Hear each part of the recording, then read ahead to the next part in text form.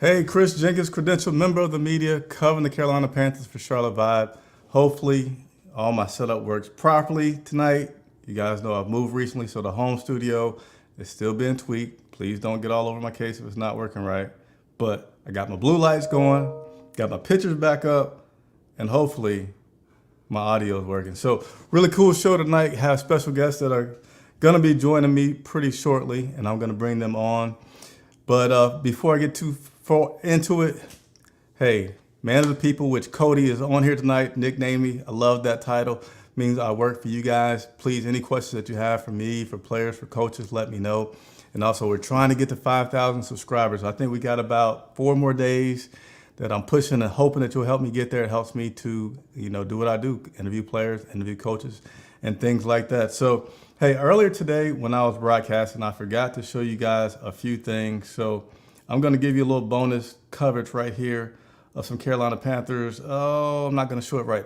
Anyway, my mic's going to be muted, but here's a little bonus clip of some practice today.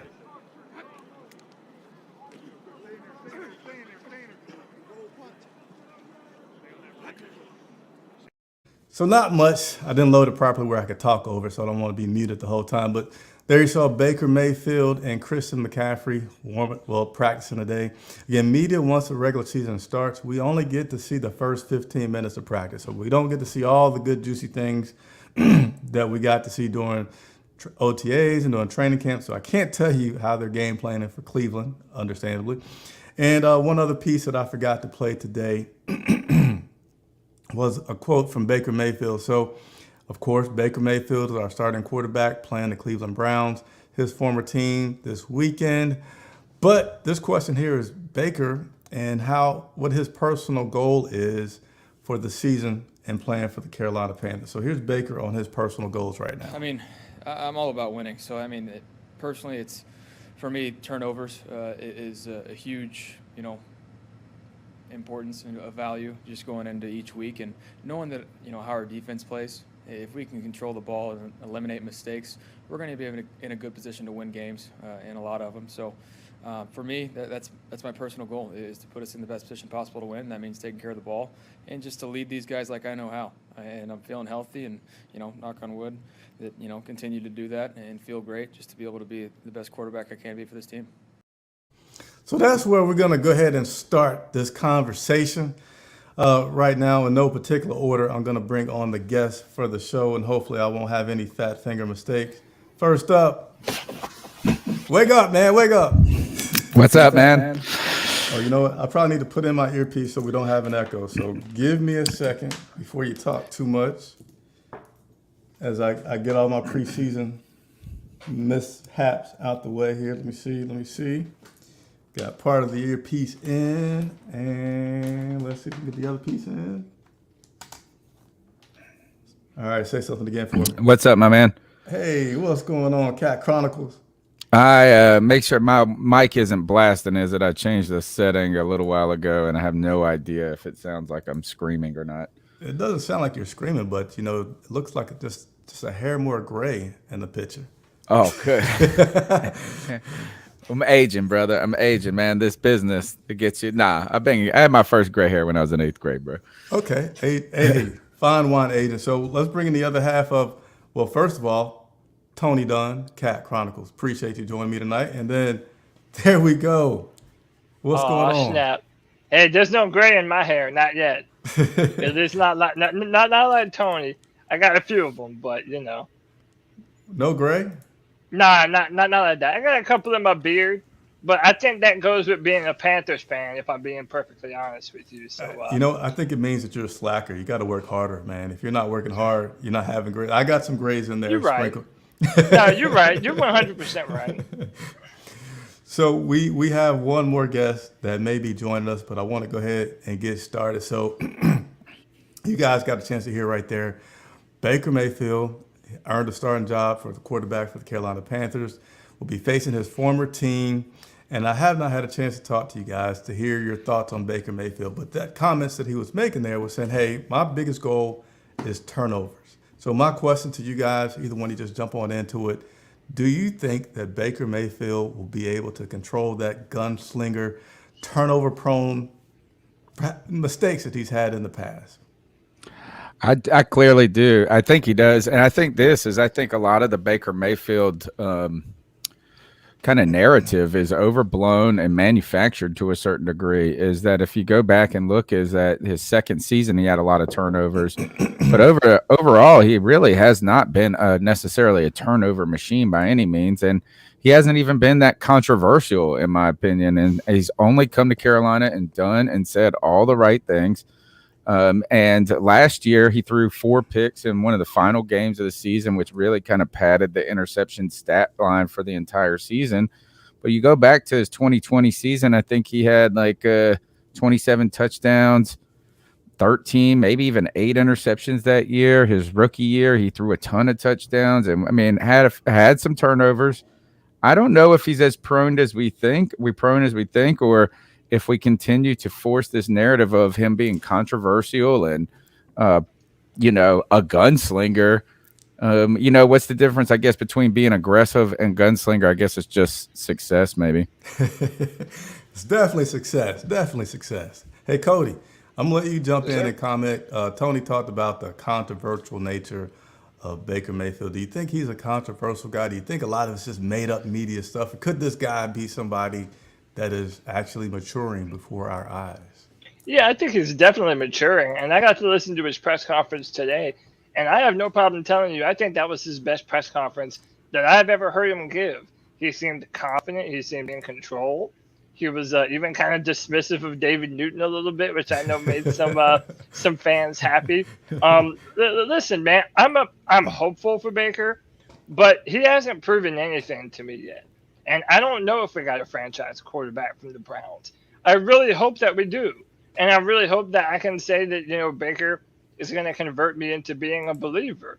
And I'm not saying I don't believe in him, but I've been saying on the C3 Panthers podcast that it's prove it season, man. We got excited for Teddy Bridgewater. We even got excited for Sam Darnold. We tried to make ourselves believe that this was going to be successful. Baker Mayfield, I think he has enough around him to be the best version of himself this year. That being said, I need to see him protect the ball better at the end of football games, specifically the third and fourth quarter. I think those have been where he's been really aggressive, throwing the football downfield and making a lot of boneheaded interceptions. So if he is able to curtail that and play within the confines of the offense that Ben McAdoo has set up for him, then yeah, I am hopeful about Baker. But he has to prove it, man. No accolades, no flowers until he proves it. No flower. Hey, Cody, I would say for you, I don't know, man. Maybe it's your screen setup, but it looks like you have a little bit more hair than before. Did you grow that thing out a little bit? I mean, I got that lines, man. I can't help it, man. I just I'll let it flow, But Tony's I've been letting it grow. Cody's letting it grow. I'm getting a little, I don't know if you can see a little balding going on at the top. I'm trying to put some chemicals on and everything I can to try to preserve it. We'll see if it works. Just run with it, bro. Hey, so tonight, man, we're just going to go through some things, have some fun on the show, take some comments from the people that are out there talking to us. So please be sure to load us up with your comments. I'm just going to go ahead and pick up one here, which you guys can see on the screen here. And whoever wants to grab this, Robbie Anderson, will he have a bounce back year? So for those who don't know, I like to share a lot of behind the scenes, what I do, and what the experience is like. So we got a chance to go into the locker room today, which is the first time during a regular season that in Charlotte, media has been allowed in the locker room in 2 years. And so, you kind of walk in there almost forgetting, like, how does this work or who are you going to talk to? But I saw Robbie Anderson, wasn't able to get any words to him. He had his little earbuds in and he was just kind of zoned in. And I wanted to ask him about this Sunday. But what do you guys think? Robbie Anderson, is he going to have a bounce back year or does he have the odds stacked against it? Do you want me to go first? You want to go, Tony? Yeah, go ahead. Yeah, listen, I think it's funny that Robbie Anderson was the one that was openly critical of bringing Baker Mayfield on the team. Because I think that him and Baker are going to have a great connection this year. I think really knowing that Baker really thrives in that play-action style offense, I think when the Panthers want to take shots downfield, Robbie Anderson is going to be a big part of that.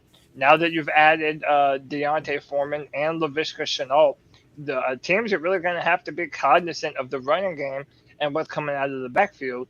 They're going to have to load the box. That gives guys like DJ Moore and Robbie Anderson opportunities to get open downfield. And there were a number of times last year when Sam just outright missed Robbie. And then there were a few times when Robbie just outright dropped some passes. So I feel like if Baker and Robbie can get on a rhythm early, yeah, Robbie Anderson can have easily the best year of his career this year.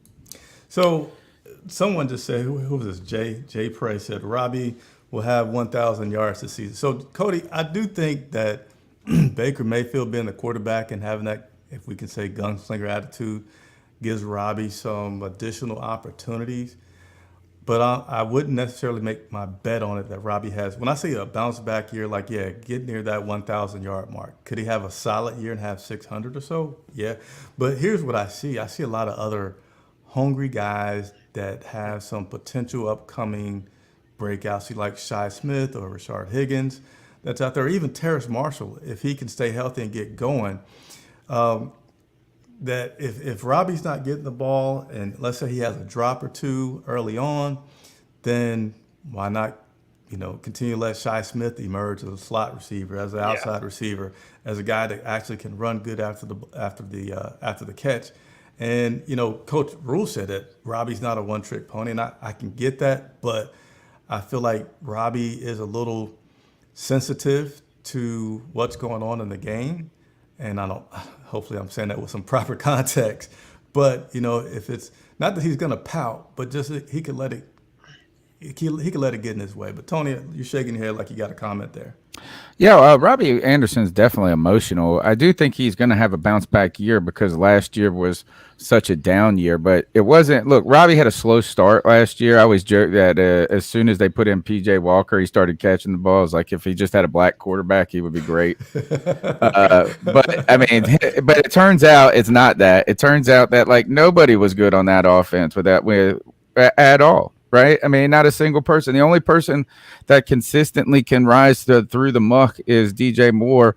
And I think that's just because he's fed with the volume, so much volume. But here's the thing is Robbie Anderson came out in 2016. He's kissed 1,000 yards one time before 2020. He had 941 yards in 2017. That was on 63 receptions. In 2020, he had 95 catches, and they really did a lot for the Carolina Panthers, more than just being that home run threat. In fact, he didn't catch any deep balls except for that one in the first game because Teddy Bridgewater was just kind of this distributor of the football. I think what we saw is that the Panthers' offense was just so anemic last year that no one could get going, and you didn't have a guy who could take advantage of going through looks, taking advantage of some of these deep shots and different things like that and really making it happen. And I don't think it's just because of Sam Darnold. It was the offensive line. It was not having Christian McCaffrey. But I really think that Baker Mayfield maybe is like going to be a more versatile quarterback that can do more than just feed DJ Moore. So I know that Robbie Anderson had a down year last year. I don't necessarily, but I don't know if that's all Robbie Anderson, if it's a lot with the Carolina Panthers as well. I do think you're exactly right. He's an emotional player. He wears his emotions on the sleeve. He says he doesn't want to get too high or get too low, but he listens to the noise.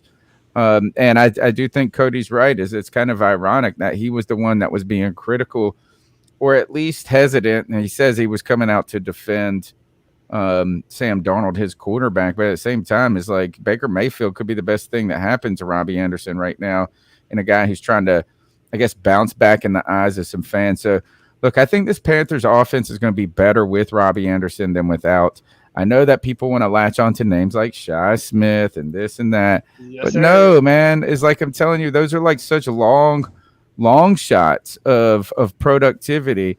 Is that at the end of the day, Robbie Anderson has had more success in the NFL than any other guy on that team except in that receiving group except for DJ Moore. And in fact, he's had far more touchdowns than DJ Moore has ever had, though, at that same time.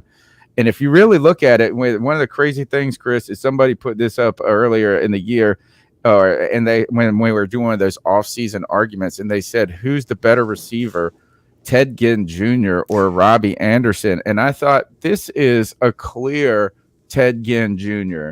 Like no ifs, ands, and buts. Robbie's And a then Ted Ginn? I thought it would be easily Ted Ginn, but no, turns out if you go and look at the stats, man, Robbie is on pace to be a far more productive receiver than Ted Ginn ever was. Ted Ginn played in the league for like a bazillion years, it felt like, and only had 5,700 yards receiving. Robbie Anderson with 4,600 yards. I think Robbie Anderson, man, I think he could get hot, and I think Baker's a guy that can really like that you know what, he might turn out to love. Yeah, let me get some shout outs here real quick. And as we keep moving along, Josh Rousey signing on. Said he missed my live earlier today, but I'm here now. By the way, guys, sometimes those live video shots are so hot. That's why you won't see me out there every day. But if I can find shade, I'll always try to go live at the stadium after the practice and give you the most up-to-date news that I can on everything. What's up, Felix? So proud of you guys. C3 and Charlotte Vibe doing great work together. Yeah, Chris and Tony. AJ Lindsay's out there talking to us. And then I think there was one more comment I wanted to go over. Adventure with Chris says, is PNP joining? So I will, full disclaimer, I had this thing originally scheduled for Monday. Then I asked our guys to move it to Wednesday. And then I don't even know if I told everybody the time at the exact point. So PNP is supposed to be joining, but if they do not, I take the responsibility because I don't think, there's a lot of change in communication there. But certainly if they don't make it, we'll get those guys to come on again, and I'll do better with my scheduling. And let's see another comment here. I'll say Moore is going to be the guy to hit 1,000, but Robbie might get close with 950. This offense is going to funnel the 3, 4, 5 receivers. Tight end Chris McCaffrey stays healthy, will get lots of reception yards. So let's keep on moving through a few others that I want to ask you guys about. Will Andre Roberts, special team specialist, will he finish the season as a Carolina Panther? I asked that question because I finally today got a chance to talk to Andre again. Today was the first day that we could be in the locker room and you can start to talk to guys that you have not been able to talk to. Previous to today, you had to kind of make a request and you have that guy brought to you. But open locker room means I can go to any guy that's at his locker and willing to talk. But Andre Roberts is a guy that Coach Rule was happy to get. And when he talked about his 3 phases of the game, he said, now we got special teams, we got Hecker, we got Roberts, and we got, Zane Gonzalez. This special teams could be really special. But I haven't seen any of Andre Roberts. And then I know Tony talked about Shi Smith. I don't know exactly what you said, but Shi Smith could be. He's not a believer like me, Chris. I'm a big-time Shi believer. Summertime Shi, baby. Let's Summertime go. Shi. There you go. So I posed a question about, will Andre Roberts finish the season as a Panther? Because he adds an extra wide receiver that we had to keep. And you're not going to see him doing anything else out there for the Carolina Panthers other than returning kicks. So for me, this guy has to be like Pro Bowl type play this year for us to keep him on the roster instead of putting one of these other guys out there. Go ahead, Tom. He absolutely will. He absolutely will, and he absolutely needs to. And that is the fact is that the Carolina Panthers return game has just been a mess since that Ted Ginn Jr. guy, right? I mean, at the end of the day, it's like the last time we had any positive yardage in punt or kickoff returns. I mean, I know Ted Ginn didn't even do kickoff returns. It's just like since Matt Rule's here, we haven't had a punt returner that's been worth anything. We haven't had a kick returner that has done anything. And, as this actually went back to even with Ron Rivera at one point. And the fact is that the Carolina Panther fans have become so accustomed to just cheering for any punt returner or kick returner that doesn't fumble the ball, right? I mean, you think about that, is that like, we're like, oh, man, great job, he caught it. Like, I mean, we really are not moving the ball positively on special teams at all. This guy's a proven player, a Pro Bowl caliber return man. At least in the kickoff game, this could really help us. And with this special teams coach, Chris Tabor, I really expect the special teams themselves to contribute to the game in a positive way. And that means putting Carolina in some decent field position and keeping them out of the hole. So right now is like, until I see Shi Smith do anything, until I see any of these guys actually return stuff in the NFL, I'm going with the guy who's done it and done it consistently. And I tell you this is I don't care if he takes a roster spot up. Is at the same time, we've had a lot of other people that don't play each and every week that take a roster spot up or don't get a hat. This is something we need. I think Andre Roberts. And my question would be, in practice, have we really seen anybody else step into the fold? I don't remember seeing anybody in the preseason necessarily stand out to where I think that they could just have the job and be so confident and secure in it. So I think this brings some stability to a part that the team needed. Throwing in the fact that he's been hurt. Yeah. What's his injury right now, man? What is it? Well, I asked him about his injuries. He didn't want to say what it was, but he's been held out of practices. He's had green jerseys and red jerseys and things like that. So where we have not seen him at practice all the time. And so that's my other question is, and part of that question will be, if he's not healthy week in and week out, and that's his only role, will he make it? Like if he can't play 1 week because he's hurt, because of some injury that's nagging him, that's a roster spot that we could certainly use for something else if he's not out there each week. I'm pulling for Andre. I mean, like Tony sort of said already, we have not had a consistent punt return and kick return for a long time, and it's been a problem. Because of Andre Roberts and his injuries, I can't necessarily say that he's dependable. I'm telling you what, man, I agree with my man Drew, AJ Lindsay there in the chat.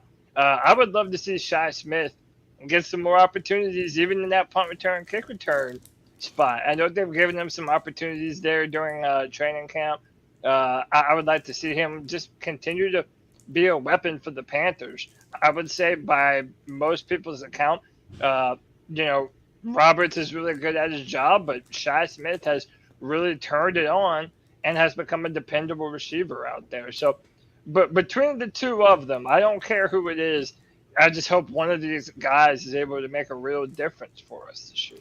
Hey, before I read this comment up here, Tony, is that an electric typewriter that's behind you on the screen? Yeah, What old school. What is that, man? Old school, dude. It's just right now, it's just an artifact. When have you last used that thing? I mean, it works. It works, dude. It totally works. It's just I don't use it. But it's just part of my decor. He bought it when he was a teenager in 1954. Shut up. I've got it. I did rescue it from my wife's grandfather's house after he passed away. Hey, I know we're older people, but I remember learning taking a typewriter class in maybe freshman year in high school on the typewriter, and I thought it was cool, like how fast I can type. Wow. And now we all can do that. Now we all just pick up our phone and talk into it. Oh, you're right. You're right. Now actually people can't type like this as they type like this. Yeah. It's super thumbs. How did you guys feel when you heard the news about, as Trill One says, and now the kicker is hurt? And it was kind of interesting that it's like he's hurt but not hurt. I don't know. What do you mean he's not hurt? I think his groin exploded. At one point, they said he had to go see a specialist. Like, what do you mean? Like, we're talking about the new kicker, Eddie. No, they mean Pinheiro. Eddie Pinheiro is hurt. Yeah. No, did not hear that. The position is cursed. Listen, Chris, I've been saying this for a long time. The kicker position is cursed. And I truly think it goes back to when the Panthers kept Graham Gano over Harrison Butker. And look at what Harrison Butker is doing for the Kansas City Chiefs now, man. It has just been embarrassment after embarrassment after embarrassment. I remember last year watching P.J. Walker before the Patriots game attempting to kick field goals. It's like it has gotten so bad, man. What happened to Pinheiro? So, Tony, his injury report today was left hip, but he was still a full participant. So that's where I go to say hurt but not hurt, because it's like you're listed, but then you're a full participant. He said that he was doing some kicking today on the field because he had not done any kicking last week when we had a chance to talk to him. But why did we sign this joker then if he was hurt? But they are prepared to, maybe consider somebody on the practice squad. But worst case scenario, if something happens where he's still, gimpy come this weekend, then you got Hecker who can go back out there and kick field goals. We won't have the situation like we did last year in Buffalo where you got everybody just trying to see if they can kick a field goal. I know there's only one answer left, and we got to bring back that '70s porn star dude who was like 7 foot tall or whatever. Santoso? Yeah, Yeah, Santoso. I saw man. him recently. No, I think Cody's right. Is the Butker really? And you know what? It comes down to this: is like the Panthers drafted Harrison Butker. You know, I mean, they made the right move at the right time for a player. To be honest, Graham Gano, while he went on to have a fantastic year in Washington, I mean, in New York, is when he did leave us, is that he missed some big time kicks for us, man. He was not the most steady and consistent guy. Sure, you can look to the game winner in that Giants game where he kicked like a 63-yarder or some mess like that, a 61-yarder.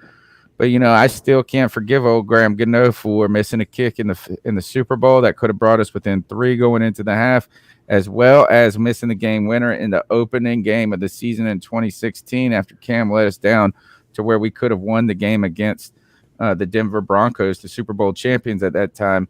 And really, I think it's like just been a continued carousel of trying to find some sort of consistency. And right when we thought we had it with Zane Gonzalez, his groin exploded. And now we're back into that. And I tell you, is that, you know, we need to make a dating app for kickers and swipe left or right or whatever the way you swipe is, because we are back in the market, man. And I wish that Panero guy is, but gosh, a hip injury. I mean, he's gonna have to kick, man. We're gonna need you to do it, bro. Battle through. Hey, now, I do love Graham, but I will say this, Tony. He was a pretty good kicker for us. Most of the time that he was here, he was kicking in the 80 percentiles, and even in 2017, he was a 96% field goal kicker, making a lot of kicks. And I know at one point he had a nice. He was leading the league. I forget what year it is because I'm not a hardcore stat guy. I wish PNP was on here because I know Dave is a hardcore stat guy. But he was leading the league in consecutive extra points made. And so I feel like he was pretty solid for us. But yes, the Harrison Butker, to your point, Cody, that's one of those, I mean, you can't win them all. It was a pretty good toss-up, but Butker's a darn solid kicker. Yeah, it's tough. Hey, we only got like 3 more minutes that I want to keep you guys on here before I let you go. And by the way, the links are in the description to support C3. So if you're enjoying Tony, if you're enjoying Cody, please consider clicking that link in the description to follow them on YouTube and watch what they think. I think you guys got a show at 8 o'clock tonight, right? We do. We have the Beat Check, and we've got Noah Schaefer, and he is the host of, let me make sure I get his podcast name right. He is the host of, the Dog Check podcast with the Believe Network. His co-host, who we almost had lined up, former Browns running back Eric Metcalf. So, look, I mean, he's got some good insight into the Browns and to what's going on there. So we're going to go kind of tackle the latest headlines going into this game and the storylines real quick and see what we can reveal. Hey, and I want to, again, thank everybody for joining that has been watching. If you hadn't hit that like button already, please, it costs you nothing. Click that button. It helps other Carolina Panther fans find out about what I do. The more I grow, the more I can do for you and serving you guys. And returning next week will be my Monday show, Ask Me Your Carolina Panthers Questions. It's an hour-long show where I'll just sit there to answer your questions. At sometimes I will have guests, and I can always tell you this, I have the most special guest ever already lined up for later this season, so you want to make sure that you tune in for that show, and I'm not giving any hints on who that guy is, but he's legendary. Let's go ahead and he didn't say no. Up here already. He didn't say no. If I say anything, it's going to be tipping my hand one way or the other. I'm just going to say he's legendary, and I'm thankful that he's going to be on the show. It's going to be Thomas Davis. What situation are you guys monitoring most this season? I'm going to start with Cody. Man, I mean, how do you not say this offensive line? I mean, really, did we make enough strides over the course of the offseason to make our offensive line able to protect the quarterback? For the past 2 years in a row, it really didn't matter who the quarterback was. They didn't have enough time to really do anything. And even that 1,000 season by Christian McCaffrey, the offensive line wasn't good then either. So, you know, knowing that Bradley Bozeman, and that's a question I have for you, like, we don't know when Bozeman is going to be back. I know a lot of us do not have a lot of faith in Pat Elflein. So it'll be interesting to see what this first matchup looks like, especially with the Browns fans at least thinking they're just going to dominate our offensive line up and down the field. So, yeah, for me, it's definitely the O-line situation. All right, Mr. Typewriter guy.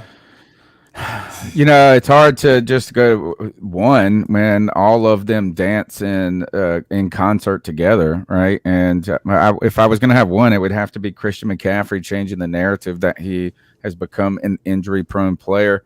I think he's played 5 seasons in the NFL. 3 of them have been durable and fantastic. The last 2 have been marred by injury, and I think they said he played 10 in the last 33 games or something to that effect.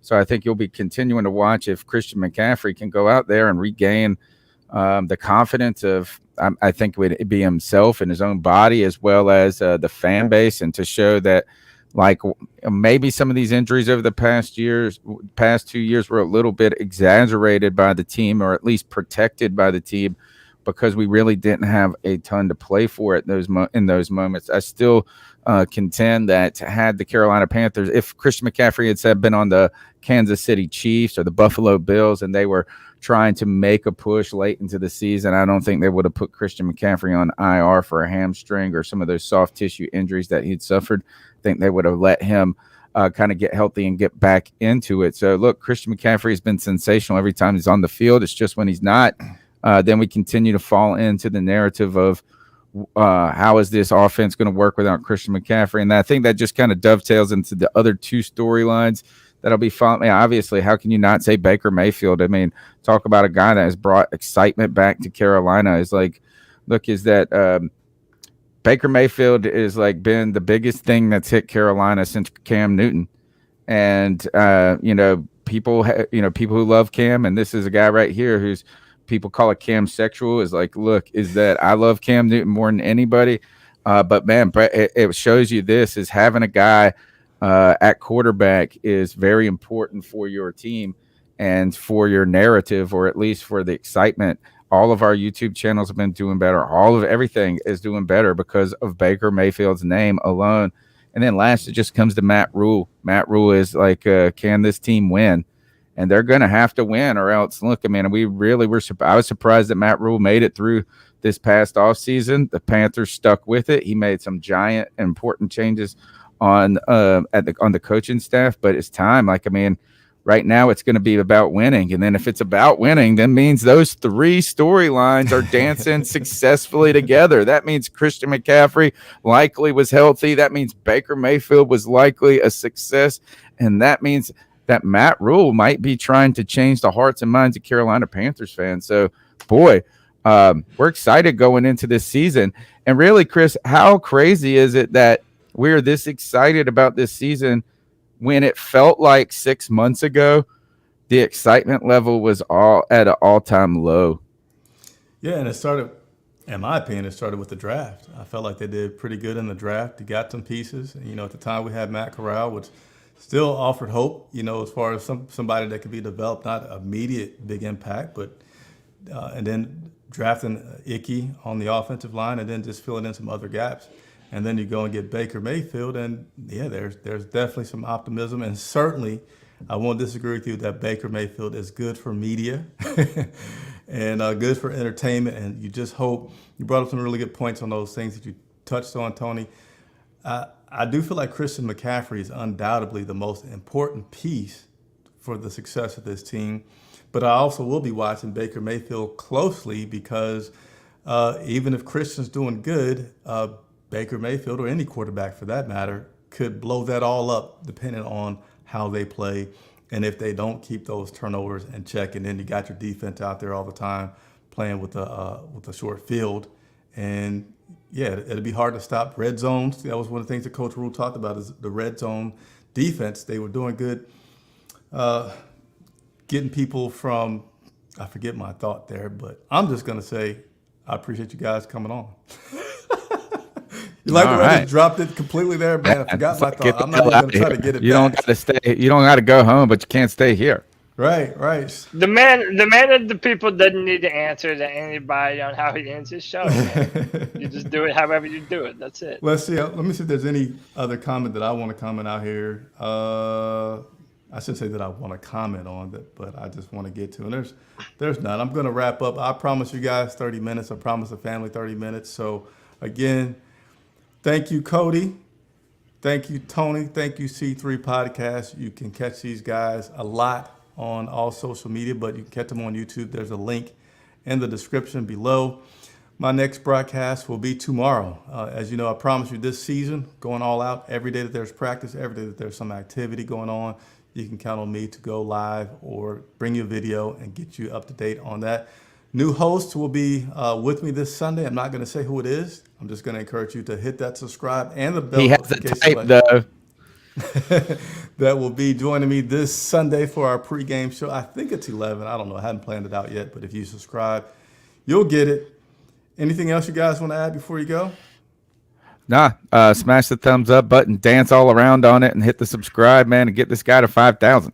Please. Yeah, man, do that. Get Chris to 5,000, and yeah, tonight here in like 20 minutes, come hang out with us at the C3 Beat Check. All right. For everybody, I'm Chris Jenkins. Everybody have a good night.